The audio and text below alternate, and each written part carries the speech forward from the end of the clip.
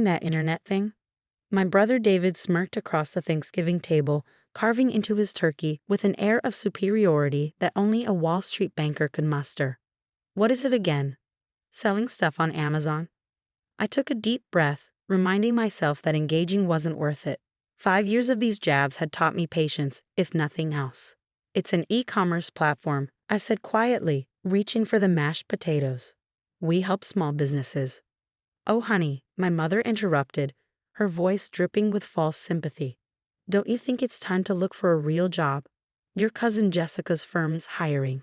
My name is Olivia Walker, and for the past 5 years, I've been building what would become one of the most successful e-commerce platforms in the country. Not that my family would know it, to them, I was just their wayward daughter who'd thrown away a promising career in finance to play on the internet. Mom, I started, but my father cut me off with a wave of his hand. Enough, Olivia. This little hobby of yours has gone on long enough. You're 30 years old. It's time to grow up and join the real world. The real world. As if spending 18 hours a day building a company from scratch wasn't real enough. As if the thousands of businesses using my platform weren't real. As if the millions in revenue we were generating wasn't real money. But they didn't know about any of that. I'd stopped sharing details of my business with them years ago, when it became clear they weren't interested in understanding what I was building. To them, success only counted if it came with a corner office and a prestigious company name. Speaking of the real world, David chimed in. Did you hear about my latest deal? Closed it yesterday, biggest merger in the firm's history. My mother beamed, reaching across the table to squeeze his hand. That's wonderful, darling. Will this mean another promotion? I pushed my food around my plate, letting their conversation wash over me. It was always like this. David's achievements celebrated, mine dismissed. He was following the path they understood. Prestigious college, Wall Street job, steady climb up the corporate ladder. I dared to do something different, and in their eyes that made me a failure. Later that evening, as I helped my mother clean up in the kitchen, she tried again. Olivia, sweetheart, I'm just worried about you. All this time alone, staring at computer screens. It's not healthy. I scrubbed a pan with more force than necessary. I'm not alone, Mom. I have a team now, 20 people actually. She paused, dish towel suspended midair. You have employees? Yes, I said, keeping my voice level. We moved into a real office space last month. For a moment, I saw a flicker of interest in her eyes, but it quickly disappeared. Well, that must be expensive. Are you sure you're not getting in over your head? And there it was, the constant doubt, the assumption that I couldn't possibly know what I was doing. I'd stopped telling them about my successes because their response was always the same. Concern, skepticism, and thinly veiled disapproval. I'm managing fine, I said shortly, putting the last dish in the drying rack. I should get going. Early meeting tomorrow. Meeting? My father scoffed from the doorway. With your computer? I grabbed my coat and purse, fighting back the urge to tell him exactly who my meeting was with, one of the largest venture capital firms in Silicon Valley. But what was the point? They'd made up their minds about my hobby long ago. The drive home gave me time to decompress, to shake off the weight of their disapproval. My phone buzzed with a text from my best friend and COO, Maya. How was the family inquisition? I smiled despite myself. Same as always. David's a genius, I'm wasting my life. You know, the usual. If they only knew, she replied. Can't wait to see their faces when the news breaks. Ah yes, the news. The thing I'd been sitting on for weeks now, wanting to tell my family but knowing they wouldn't understand its significance. The Forbes article was scheduled to come out in less than a month, featuring our company in their annual 30 Under 30 list. But it wasn't just that. They were doing a full profile on our Me2Work rise in the e-commerce space. I pulled into my driveway, my modern townhouse a stark contrast to the modest suburban home I just left. Another sign of success I kept quiet about. My family still thought I lived in my starter apartment, barely making ends meet. Inside, I kicked off my heels and settled onto my couch, opening my laptop to check the day's numbers. Even on Thanksgiving, our platform never slept. The dashboard showed over $500,000 in transactions processed just today, a slow day given the holiday. 5 years ago, this had all been a dream. I was working 60-hour weeks at a prestigious financial firm, doing exactly what my parents wanted and feeling completely unfulfilled. The idea for my platform came from watching small business owners struggle with online sales. They needed something simpler, more intuitive, more integrated than what was available. I started building it nights and weekends, learning to code through online courses, piecing together the foundation of what would become Walker Commerce. When I quit my job to pursue it full-time, my family thought I was having a mental breakdown. She's throwing away everything she's worked for, I overheard my mother telling her friends. And for what? Some website. Those early days were brutal. Living on savings, working from my tiny apartment, dealing with endless technical challenges and skeptical potential clients. But slowly, steadily, it started to work. Small businesses signed up. The platform grew. Revenue started trickling in. I hired Maya first, my old college roommate who'd been quietly cheering me on from the beginning. She left her corporate job to join me, believing in my vision when even I had doubts. Together, we refined the platform, expanded our services, and started building a real company. My phone buzzed again. An email from our lead developer about a new feature launch. I responded quickly, then noticed another message from our PR team about the upcoming Forbes piece. They wanted to schedule a photo shoot next week. A photo shoot for Forbes magazine. Sometimes it still felt surreal. The next morning, I was in our office early as usual. The space was modern and open, with exposed brick walls and huge windows. A far cry from the corporate cubicles my family thought represented success. Our team would be in later, but I liked these quiet moments to focus on strategy. "You're here early," Maya said, walking in with 2 cups of coffee. She handed me one, settling into the chair across from my desk. Still recovering from family fun. I took a grateful sip, just the usual drama. Dad asked if I was still doing that internet thing. Maya rolled her eyes. As opposed to what he's doing, running the same insurance agency his father started 50 years ago.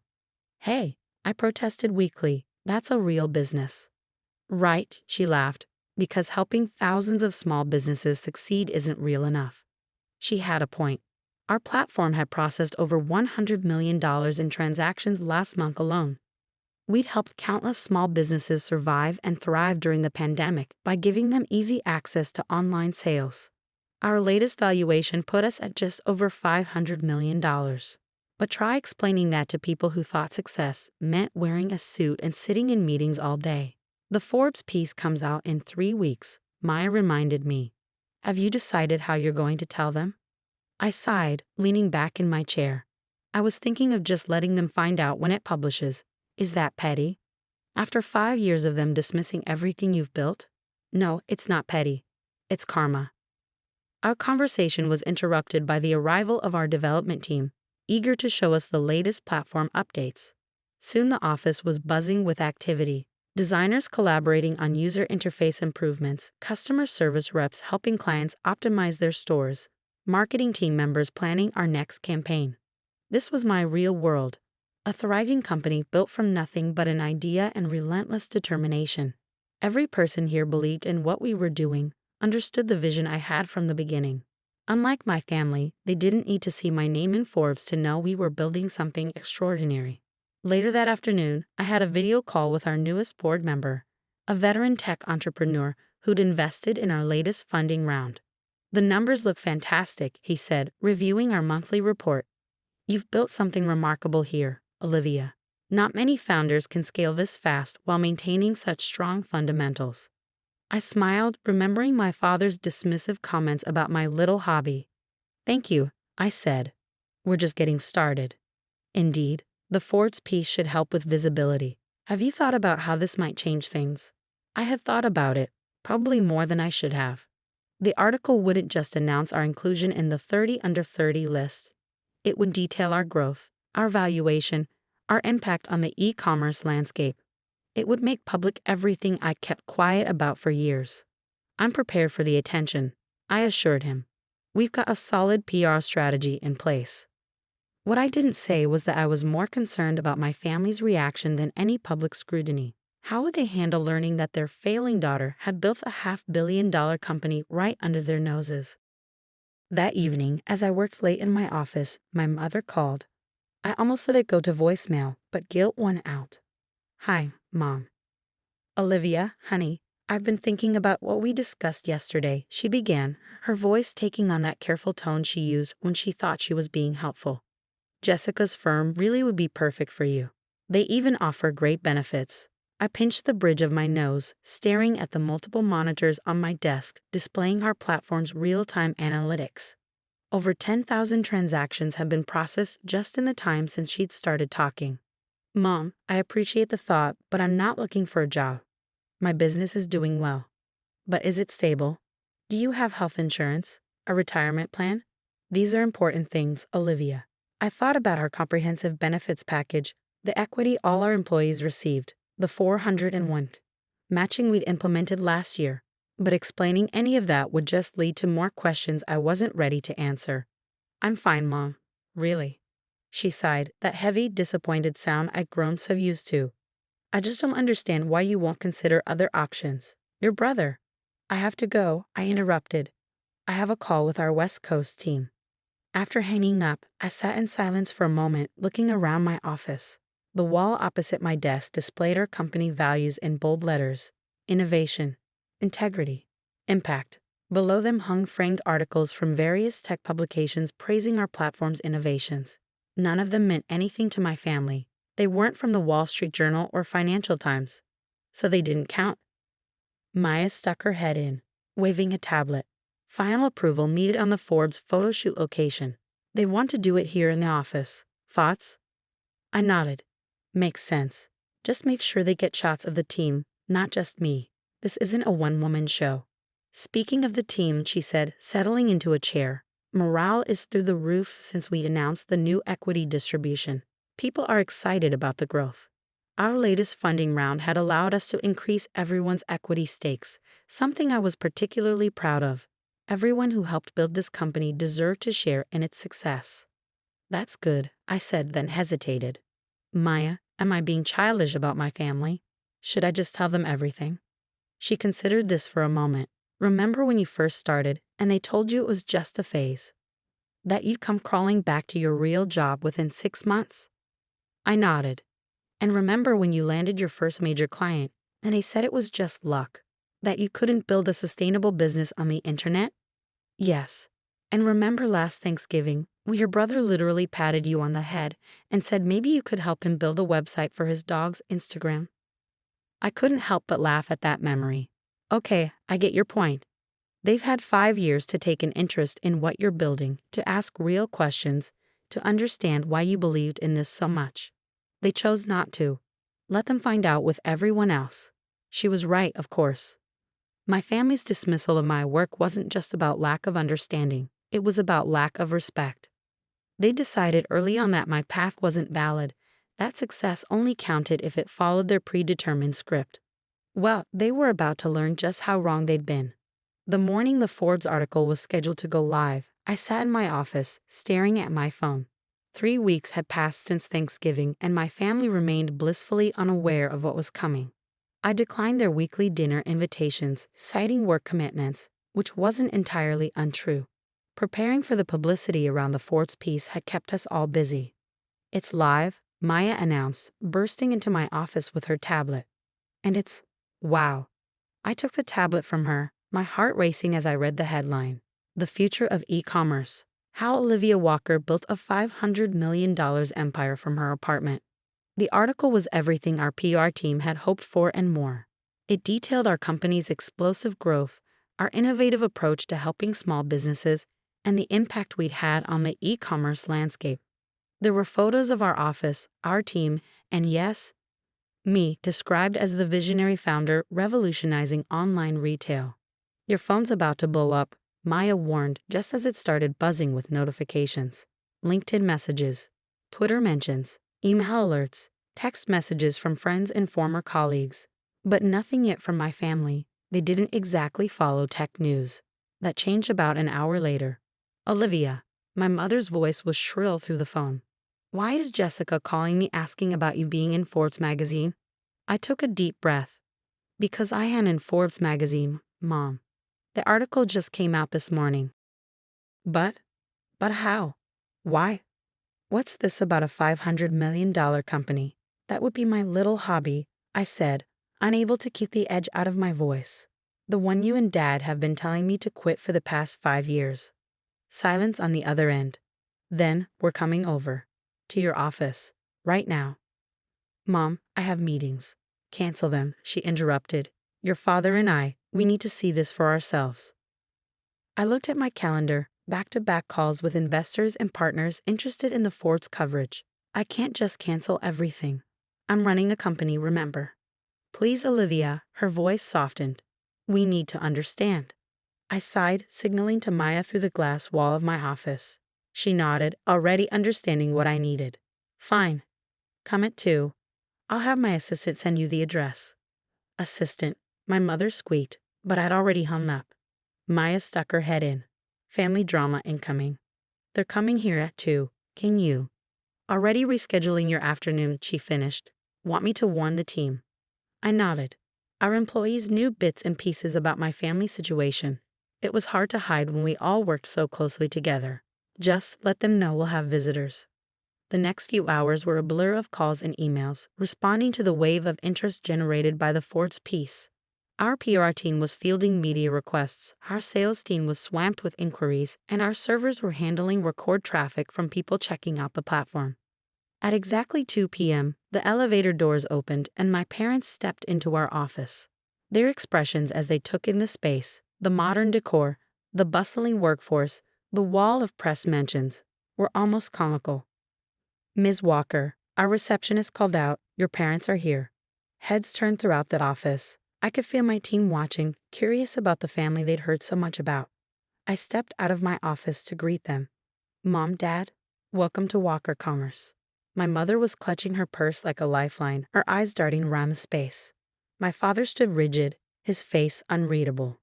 This is all yours, he asked. Yes, I said simply. Would you like a tour?